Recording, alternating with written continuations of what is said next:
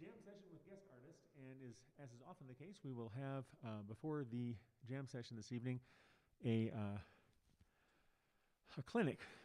And in this particular case, the clinic will be on the topic of transcribing jazz and how you can use that those skills not just to learn a solo, but bigger than that, how you can get the most out of your jazz transcribing.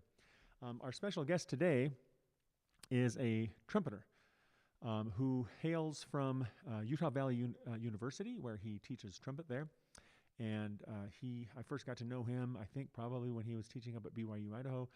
And I've just always loved this cat, just as a person, but also I've just loved his playing. He's a fantastic, very melodic, and he's a melodic kind of player, and his solos always take you somewhere, which I love.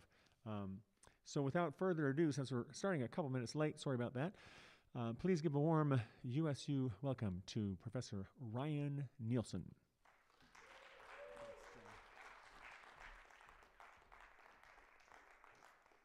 Well, thank you so much, everybody. I'm really excited to be here and to talk about this topic, because my introduction to transcription, there were a few things about it. Let me get this fired up here. There are a few things about the way that I approached transcription early on in developing myself as a jazz musician that didn't end up helping me. And I want to share a couple of stories with you about why. Because the way that I was taught to develop my own voice in jazz was through imitation. And I want to say right out front, yes, we need to imitate. You hear comparisons to language all the time. So imitation is foundational to how we learn this art form, which is an oral tradition. So I'm not saying not to learn by ear. But there was something about the way that I was taught, combined with my personality, that the message that I took away from people telling me, well, if you want your own voice, you need to copy a bunch of other people, and eventually that will come together and it'll be your own thing. The message I took away from that was, not even realizing it, there's nothing in you that's worth sharing. You need to take from other people and put that out front, because what's in you isn't good enough. And that was that was totally subconscious. I didn't realize that until I was 31 years old. And I was just starting my doctoral degree. I was in my first rehearsal with a mentor of mine, Rockalam Bob Moses, who is one of the most wonderfully eccentric human beings you will ever meet. And he always played, he's a magnificent drummer, and he always played with his groups. And so we start playing through a tune of his, and you know how it goes. Everybody's taking their solo, going around the room, and I took my first solo ever in my doctoral degree, and I was so nervous, and I inserted Miles Davis lick number 29, the right spot here, and Clifford Brown lick number 14 here, and all the stuff that I'd been trained, or rather believed I'd been trained to do. And the second my solo ended, he stopped the whole group. And it's like, oh no, what did I do? And I can take my mask off. Can I take my mask off or keep it on? What's the protocol? Seems like you're far enough away, isn't it? Maybe? I'm good either way. I don't know. Maybe it doesn't hurt to keep it on. I'll keep it on. So anyway, he stops me right after my first solo, and I'm just like, oh gosh, what did I do? And he looks up at me and he said this totally life-changing thing to me.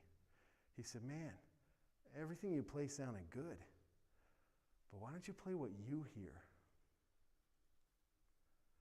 And it just like went through me when he said that, because I had never dared let myself consider the possibility that there was something in me that was worth kind of harvesting and cultivating and then sharing. And man, that was just huge. It turned everything on its head. And so when we talk about imitation and learning from transcription, to me, I want to somehow help us maybe open our minds to the possibilities of what we can learn from the masters. And I would lean into this really hard with Rockalam, because I would say, well, man, you learned from a lot of people. I mean, he grew up in the same apartment building as Max Roach, Art Blakey, and Charles Mingus. So as a 14-year-old, he was like hanging out with those guys and jamming with them. And so I would lean on him and I would say, well, what'd you learn from Charles Mingus? You certainly learned things from him. He said, I learned what I couldn't be, because that was Mingus's sound.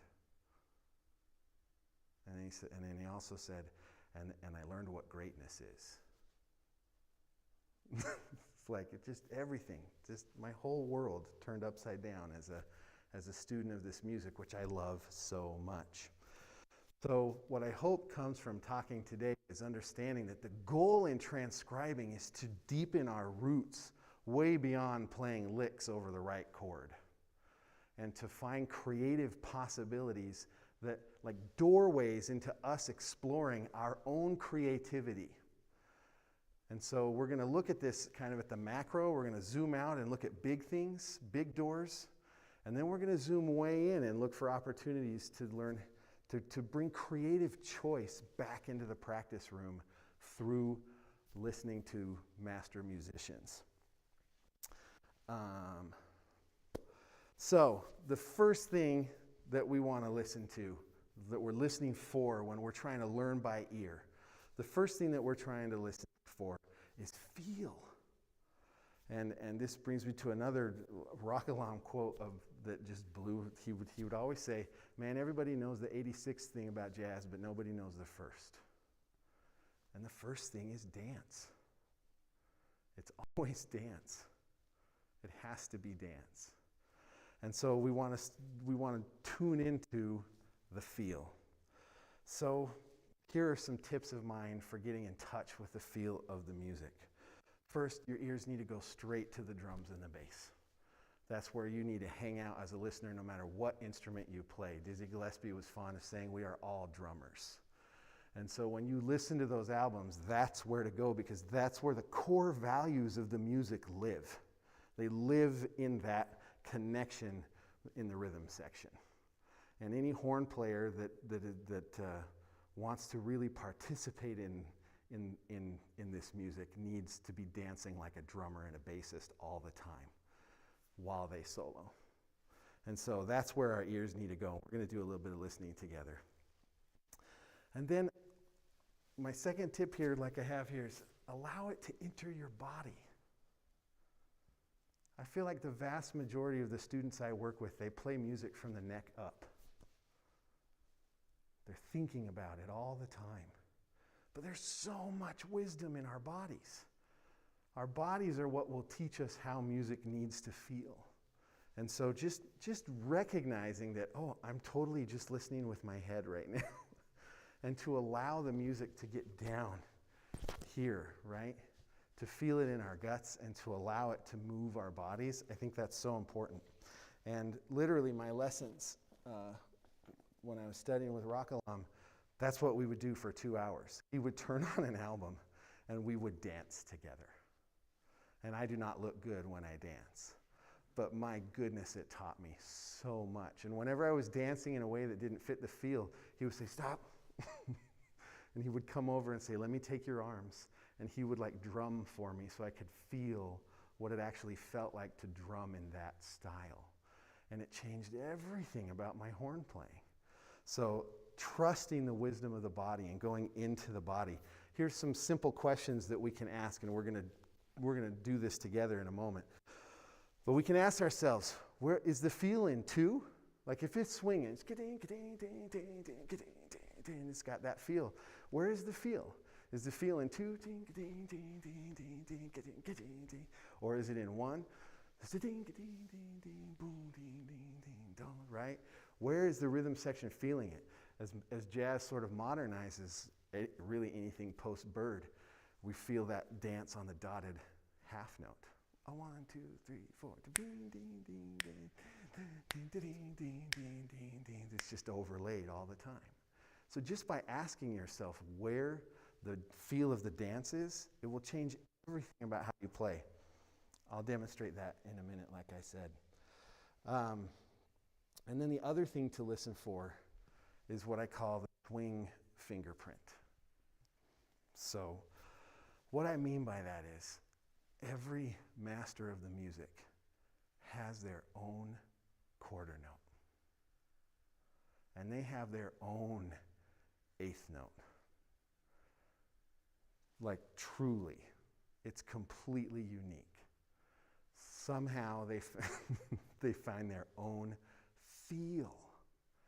And I think that maybe especially in studying jazz at school, we get so obsessed with the harmony side of things that we forget to open our ears to that. And I think that one of the most beautiful places that is that we can find that is in the recordings of the Miles Davis quintets and sextets, because when you look at that group, when you move from Wynton Kelly to Cannonball Adderley to John Coltrane to Miles Davis, and you listen for this rhythmic fingerprint, it's really clear. And that's what we're going to do together, is listen for some. One of my favorite quotes, and this is sort of an apocryphal jazz story, but I think it was Philly Joe Jones, a great drummer, who said when he was on a gig with a bass player, and they start playing, and he swings like crazy, and the bass player was trying to lock in exactly the time that Philly Joe was playing. And Philly Joe was getting more and more frustrated until finally he stops and he just says, "Man, find your own space." Think about that. So the uplink that Philly Joe wanted between bass and drums wasn't that they both articulated at the same time, but that they created an orbit with each other that stayed the same the whole time at that tempo. The fingerprint. He didn't want a bass player who stole his time, right? He wanted to play with a bass player that created that tension in that orbit and that dialogue in the dance itself. So we're going to listen together just a little bit. And is there a way for me, let's see, Wes, is there a way to turn off the screen, for me to turn off the screen while we listen? We can turn it off from up there and just mute the stuff. There's a spot up here? No, I'm gonna do this up here. Looks like they got it. Oh, you got it. Oh, thanks, you guys. I appreciate that. Okay, so this is one of my all-time favorite tracks. If you want to dive into learning how to make stuff swing, this is Miles Davis' Love for Sale, recorded in 1958. And I just absolutely adore this. And I actually want to invite you guys, within COVID safety, if you want, I want you to feel free to stand up, stand in the aisle, and I want you to experiment with where the feel is as we listen to this. Is it in 2? Is it in 4? Is it in 1? And we're going to talk about that.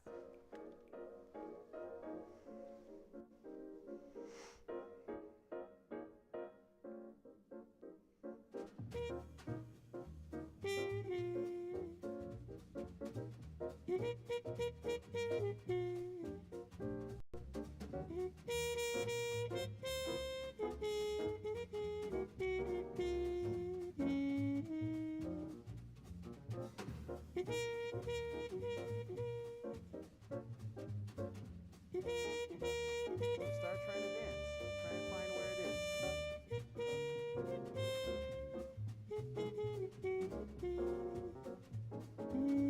And I'm listening to that bass because it's going to teach me a lot about that. Bass is walking here, but where's the dance?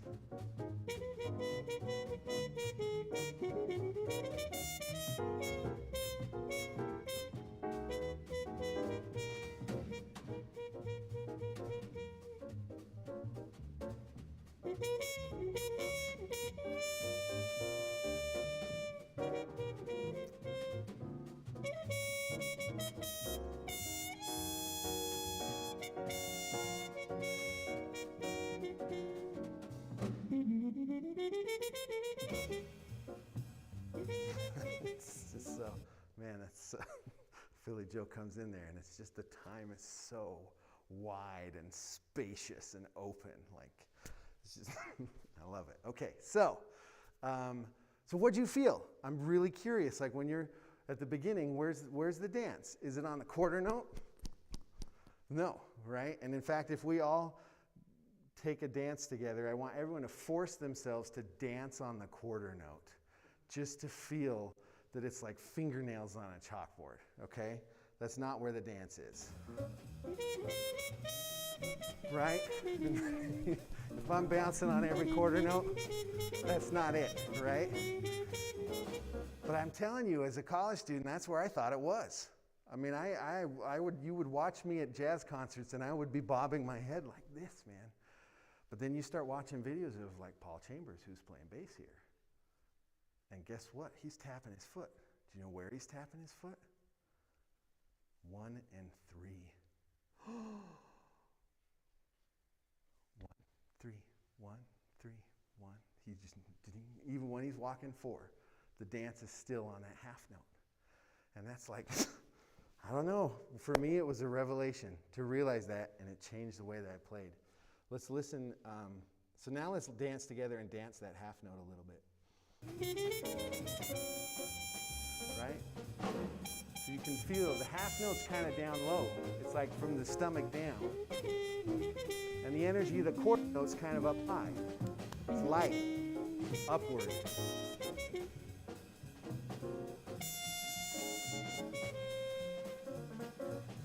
And even when we go here, and I'm going to play like my favorite moment in 1958 recorded jazz here.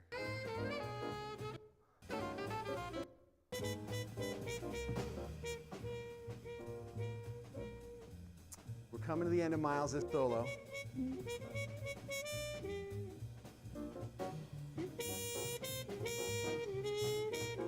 And then Cannonball Adderley is going to take a break.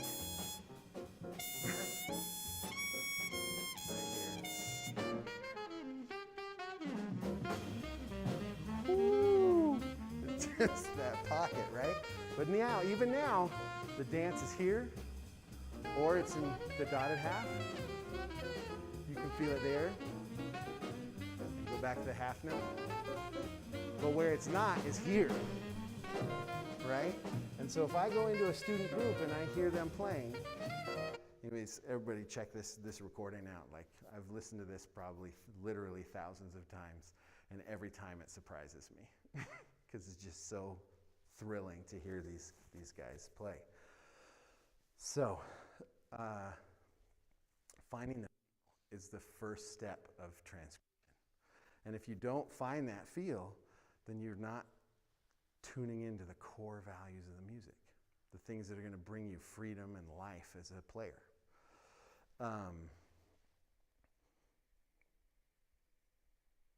Yeah, so I've probably said enough about that. Dance to the music. Get the music in your body. Learn to play the music from the neck down. And then, yeah, we bring in the intellect too. That's the amazing marriage in jazz between the highest intellectual standards and just the deepest groove, right? Just it's all of being human in an art form. So, yeah, does anyone have any questions about that? Could you tell that dancing in 4 was uncomfortable? And yeah, every time I go to rehearse a student group, guess where the rhythm section is?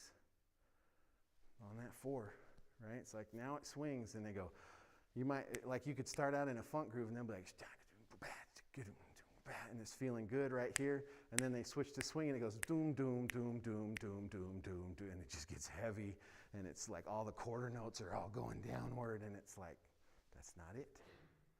That's not it. You want to find this dance around the half note, the dotted half, and the whole note, and learn how to move in between those as you dance with the music you listen to, and then watch it change.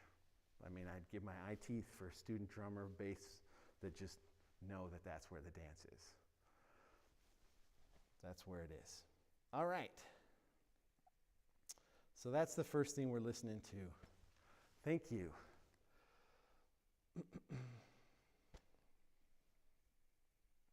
And if you do have any questions, jump in at any time. So the second thing that we want to listen for when we listen to to transcribe is shape, like the big shape. You could think of it as the storyline, right? And as I listen, I realized, like, the way I think of it, this is just me maybe, but is that there's two basic shapes in telling a story. And the first basic shape is like a climactic shape. So there's going to be a climactic event of some kind over the course of the solo, right? So let's listen to an example of that now. This is betraying my 1990s, my love of 90s jazz still.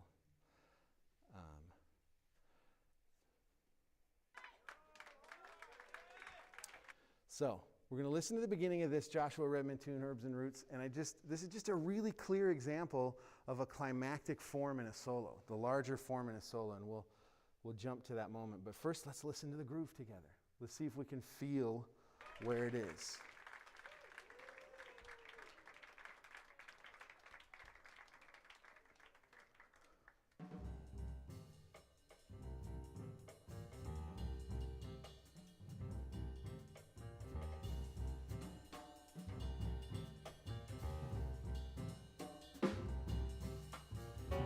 I feel like there's two places I can dance this one. I can dance it on the half note, right? 1, 3, 1, 3. Or I can feel it in groupings of 3, 3, 2. 1, 1, 2.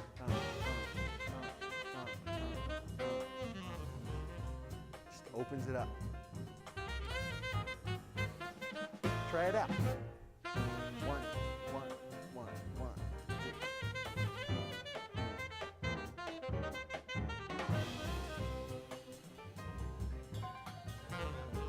So once you find that feel, now I'll go a little further into a solo here.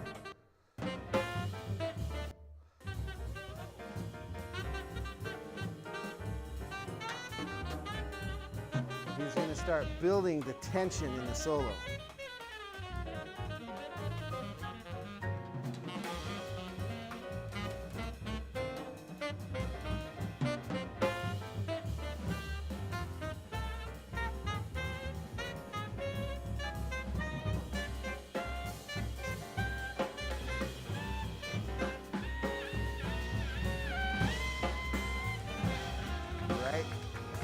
You can tell by the way the rhythm section is playing that they're all waiting for this moment, like they're building towards it. They don't necessarily know exactly when, but they're listening to each other and where are we going, and at that climactic moment, the drummer just explodes with this huge resolution point, and the rhythm section is off to a different feel, right, to keep that energy moving.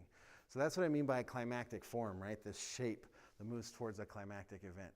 And in that case, Joshua Redman uses range, he uses syncopated rhythms and all sorts of stuff to create tension and build and build and build.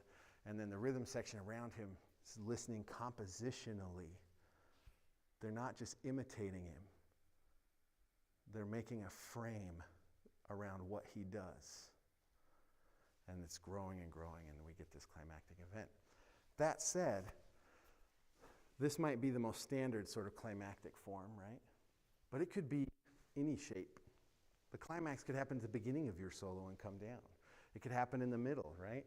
It could build and hand off to another player in the group. There's an infinite number of variations that we can explore as soloists to create that. And so when I'm transcribing, when I'm listening for that. If I were to say where the climactic moment is in this solo, what would it be? Or I'm listening to a completely different thing, which is what I think of as like a groove-oriented shape, where it's like, this doesn't need to go anywhere. This feels great right where it is, and don't you dare change it, right? It's like, just put it right in and stay right where it goes. And one of my favorite examples of this is the Ray Brown Trio playing the Real Blues with Gene Harris on the piano and Jeff Hamilton on the drums.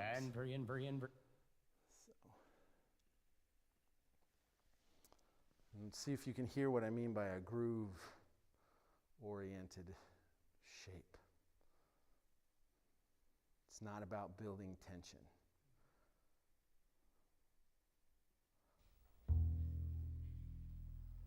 Jump forward here to the piano solo. All respects to the bassist in the room. I love this tune. All right. So we're coming to the end of the head.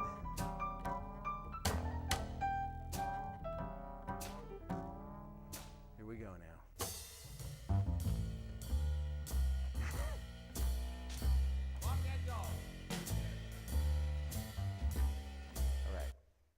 Can you hear the orbit?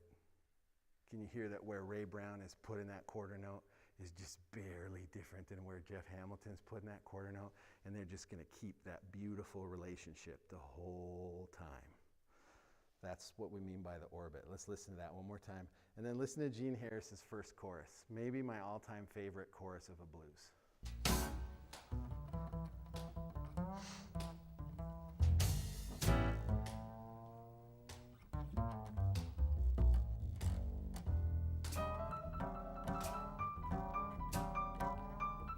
Here it comes. We're going to listen for that orbit, that relationship between the bass and drum.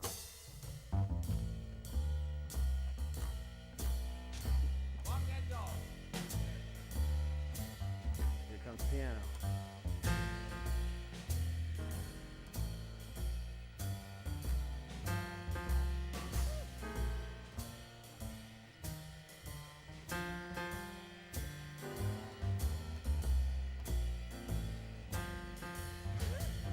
That's the whole chorus, right? 12 measures in. All he does, who were my music majors in the crowd? Any music? Okay. What's solfege it for me? What was that note? Do, do, do. That's the whole thing. 12 measures. And he just puts it in such a great spot. It's like, yep, that's exactly the right thing to play, right? He didn't play the, I don't know, he didn't play pentatonics extrapolated out of upper structures on a super Locrian anything, right? Do, do. And it feels so good. He's not trying to build tension. Later he does. But for that whole chorus, it's just groove. And that's it. And that's another thing that I would give my eye teeth to walk into a room of student musicians where that is number one. Gonna make this feel great, right? So I feel like there's those two basic shapes, and I just want to offer you those as lenses for listening when you go back and do your own listening. Some will be climactic, others will be just about making it feel fantastic, right? When you listen to great hip-hop artists, it's very similar. It's like they're either going to build towards a climactic event of some time, or they're just going to find this place, this feel that just has its own identity, and they're going to live in it and just not mess with it.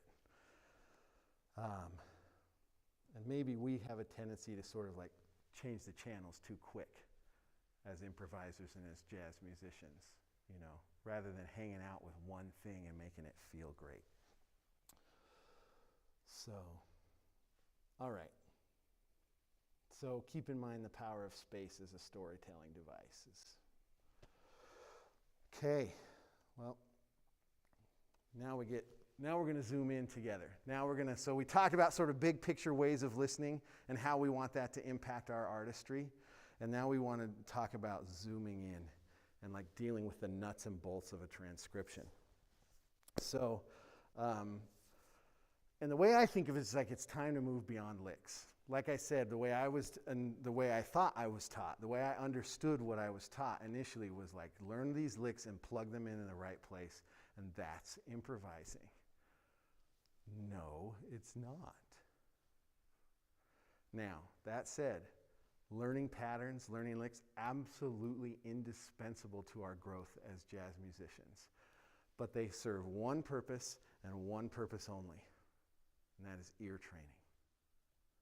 When you play the same pattern in all 12 keys, in multiple tunes, you train your ears to hear how that harmony works, how it ticks. Okay? But we don't want to pull out our licks when we're improvising. That's not what they're for. Right? Because the minute that you play a lick, you're no longer present. The moment that you play a lick, you're playing what you know instead of playing what you hear. And if we were to summarize what it is to be an improvising musician, it would be the ability to play what you hear. To have such an intimate connection with your instrument, that's where it all comes from. So when I'm playing in a way that I'm happy about, I'm playing from that space, that presence of hearing and trusting what comes up inside. And when I'm playing from a place of fear, I play what I know. And my whole trajectory as a jazz artist right now is to continue letting go of feeling like I need that safety net of playing what I know and trusting what I hear instead. So, yes, practice patterns. Yes, practice licks, and practice them in all 12 keys. Any pattern you learn, 12 key it. And the purpose of that is to train your ears. I found it for me in my practice, it's a really weird thing. When I say practice patterns, the first step is always singing. And so I'll start singing it, and I'll sing it in one key, and then I'll go through 3 or 4, and it's like no problem. Then I get to key 5 or 7, and it's like, holy, I can't hear it. I actually can't hear that pattern in this key. And so then that's really hard, and then I figure it out, and then I keep going, and I get to key 11, and it's like, again, burp, can't hear it. And so the idea of 12-key practice for training our ears, can't say enough about how important that is. But make sure you're singing, and make sure you know that's not improvising. That's training your ears. So what we really want to do is get to practicing the why. We want to get to where we can practice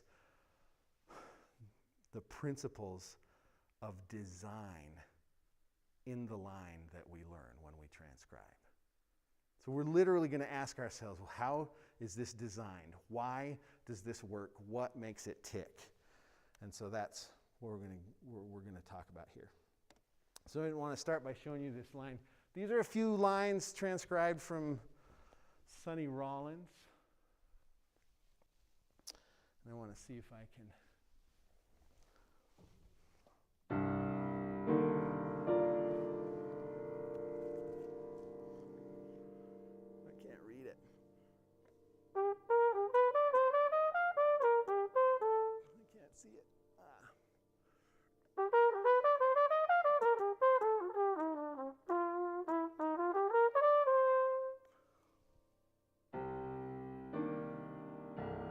Play it one more time.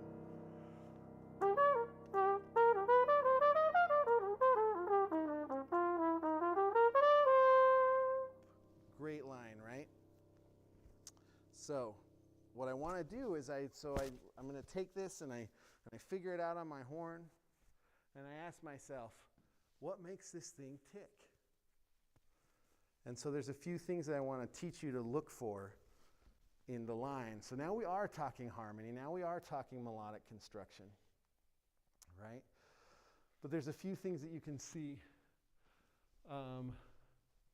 The first is any of the notes that have numbers under them, they come from the triad, right? So if I put a 1 or a 3 or 5, that's what that, right? It's just coming right out of the triad. So those are notes from the D minor triad, right? And then you can see where I've labeled AT. That's an approach tone, meaning a set of pitches that take me to a triad pitch, right? They take me to one of those home-based pitches of triad. So one of the things that I might learn from this is, hey, most of this is just a dressed-up triad. Most of this is just the pitches D, F, and A with some chromatic approaches to it. And then I could play with that forever, right? I could say, well, if I've got, those are the pitches in my triad, I could just practice approaching them. Maybe I approach all of them like the first set of approach tones. It's a half step below the root and then a scale step above the root. Oh, I can practice that.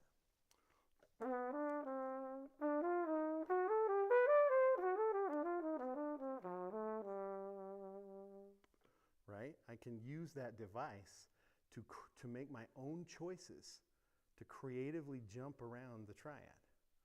Now I'm not playing a lick anymore. Now I'm making choices.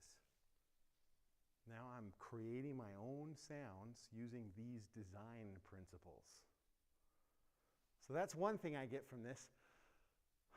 But then there's this other really interesting thing that I see here is that seventh chord in the middle, right? Followed by a triad. And the distance between those, the distance between the last note of the seventh chord and the first note of the triad, what is that interval?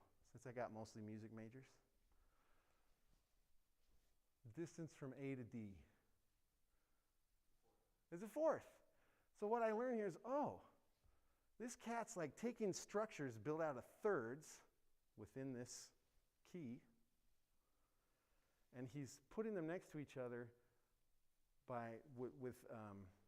where the last note of one structure is a fourth away from the first note of the next. Well, that's kind of interesting. Can I play with that? Of course I can. So I can take seventh chords, triads, thirds, ninth, any. What I learned from this is, oh, I can put those next to each other and I can connect them by a fourth.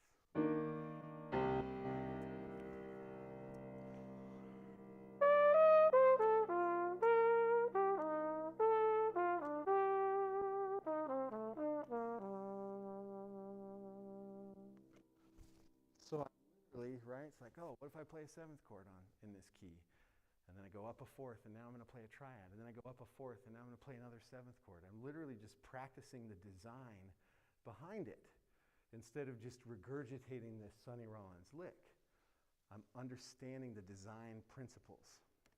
So here's like an example of one option here.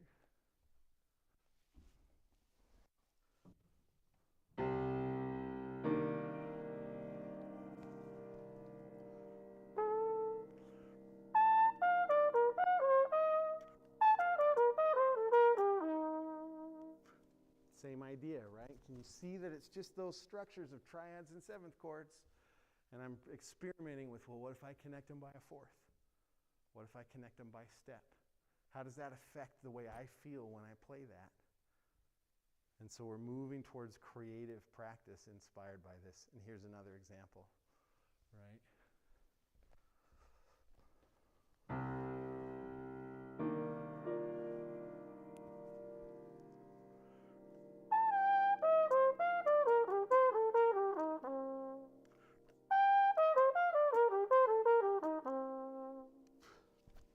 So, man, you could spend hours in one key experimenting with, like, what happens when I take these structures and I weave them together this way.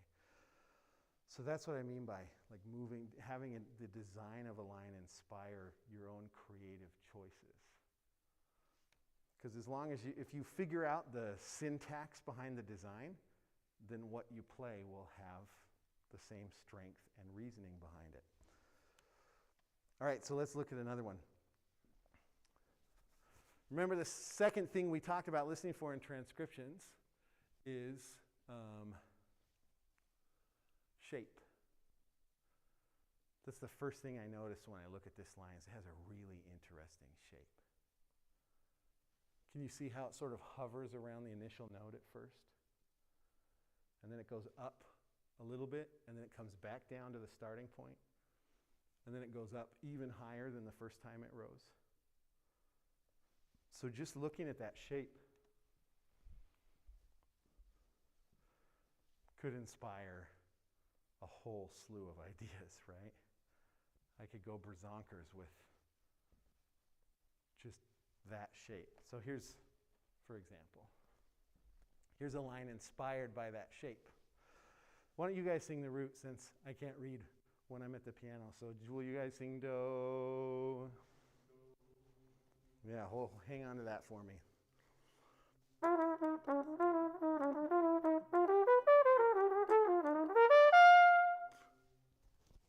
Right? So it's like that same shape. It's like, look at this. I'm going to hang out around the first note at the beginning, then it comes up, then it goes back down, then it goes up even further. There's so much energy in that last rise, right? You kind of go, whoa, what just happened? And so I can hang out just practicing that shape of the line. And the notes here, I mean, it might look a little bit spooky, but it really is just these dressed up triad notes. That's all it is. Followed by a ninth chord in triad. Like, that's all that it is. There's nothing fancy about what makes this line up. It's just dressed up triad notes and then some thirds, some structures built out of thirds. That's all it is. Okay, let's take a look at another one. So,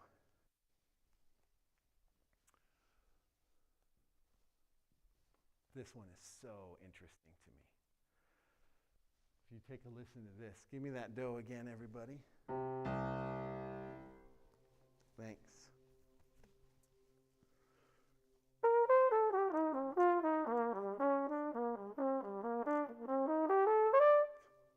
Isn't that slick?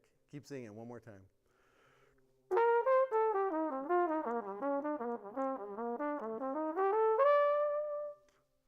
Thank you. So, man, there's so much information here, so we can't really get to everything. But can you see how, pick up into the second measure, there are two triads, very clearly emphasized. An F major triad and an A minor triad. But what's the chord? D minor. What? Well, Sonny Rollins just taught us some really cool stuff. Options to play over a minor. F major triad, it's built on which step of the D minor chord? It's built on the third, right? So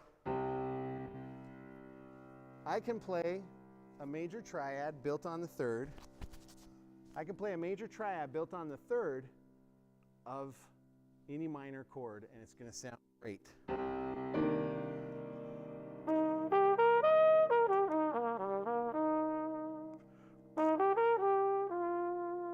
And then I start saying, well, are there other major triads in here that I can mess with? Sure there are.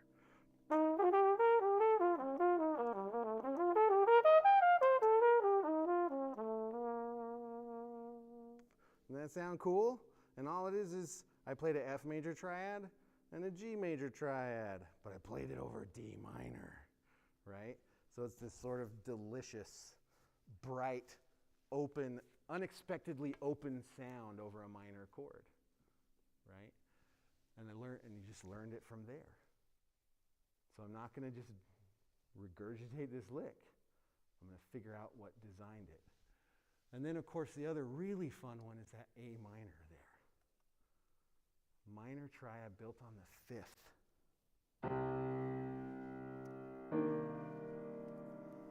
So normally we might often hear people play stuff built on the root, and that would sound like this.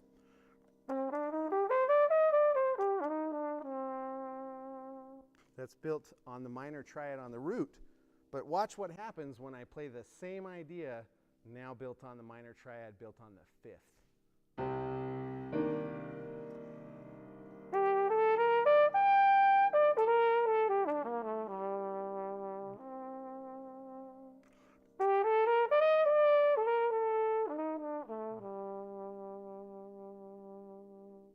Isn't it startling what a different feeling that evokes? I love it. So there's this. Here's a couple examples of lines that I might build based on A minor over D minor.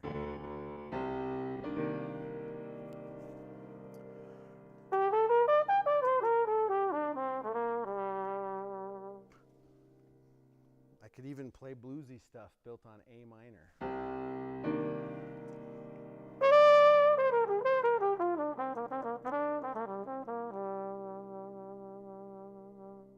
And it sounds so like, whoa, what's he playing? I'm playing a triad, right? Like that's all it is. So, and then the same thing in the next line, which is just the dressed up triad with approach tones.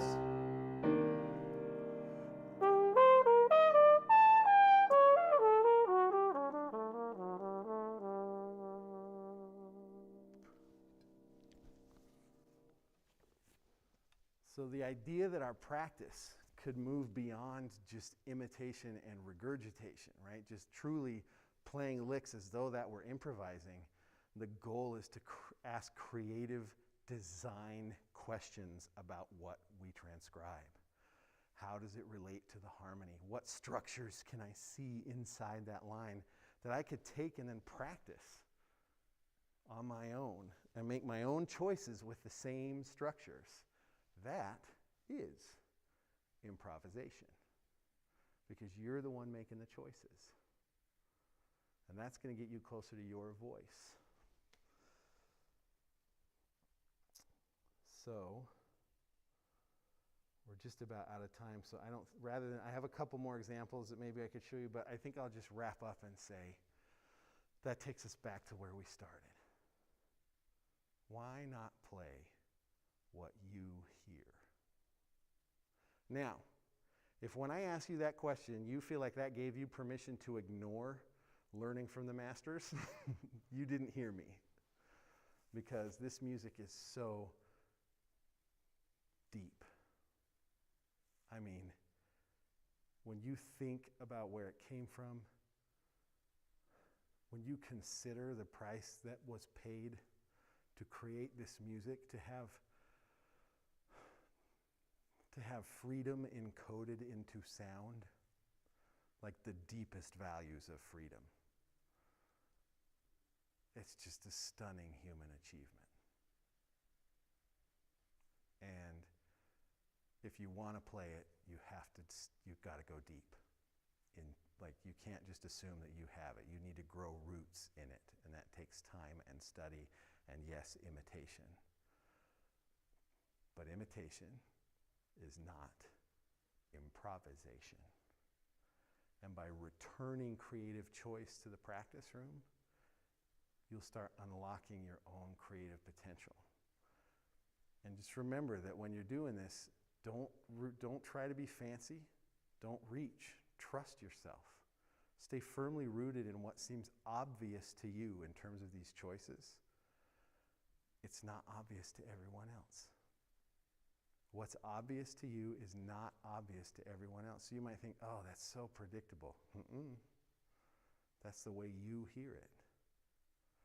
So trust that inner voice and make choices inspired by what you learn rather than solely practicing licks. And the coolest thing in the world would be, like, if Professor Goodmanson's walking by the practice rooms and he sees you guys actually dancing in there. That would be the greatest thing, right? That would be the greatest thing ever, because it would, right? Any teacher who saw a student finding joy in dancing to the music they're learning would know it's like, oh, they're going to be all right. Because they're finding the real connection here, the thing that brings it to life. So does anyone have any questions that come to your mind as we go through those things? Yes.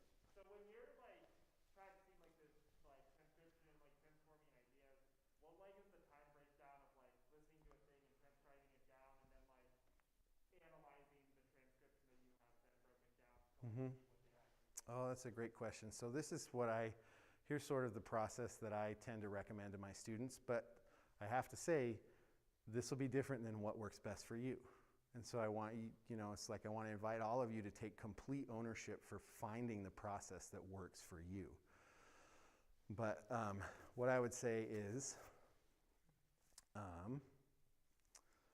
so first just listen to it 10 or 100 times, right? And try to sing along. And for 10 or 15 times, try to sing along to the whole thing. And it's okay, you won't succeed, right? You won't be able to sing along, but that's what I do. And just to get the feel and the shape somewhere deeper than here, right? And then after I've done that, then I personally use software. I really like AnyTune. If you're a Mac user, AnyTune is my favorite one. And then I've used Transcribe and enjoyed it. Anyways, there's tons of software programs that will help you just slow stuff down slow enough that you can really hear the pitches. And then go through and learn the whole thing by heart before you write it down. Just learn it by heart, because we still want dance and feel to be the and shape to be the primary goal. And then from there I'll go, all right, where are the spots where there's a line that just feels really interesting to me, like that captivates my own imagination. And I'll know because I'll be like, what is that? Right? Like I have to figure out what that is. And then I go in, and that's where I'll actually start. That's where I found that writing it down is actually very helpful for me, because I can look at it and go, now what's happening? What are the structures here? What's the chord? I think the biggest challenge for students is knowing what the chord is at the time that the thing is played, and that's why you have professors. Real books are okay, but they're inaccurate enough that you need to, if you're not sure about a chord, you want to check that. You want to run that past a musician whose ears you trust. And but so that's kind of how I approach the longer time frame. Or are you asking about like within a single practice session? I was asking like long time. Oh, okay. So that's kind of how I approach transcribing and learning it by heart is, yeah. And if it feels really overwhelming to learn an entire solo, just learn ahead to a tune. You can go, what was that, right? When you learn a beautiful song, you can learn all these things from that too, right?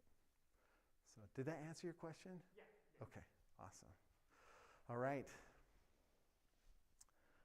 We're kind of up against it. Yeah. Sean, any questions? Are we good? We're good? Ladies and gentlemen, Ryan Nielsen. Thanks, you guys. Hopefully see you guys tonight, and then we can play music instead of talking about it.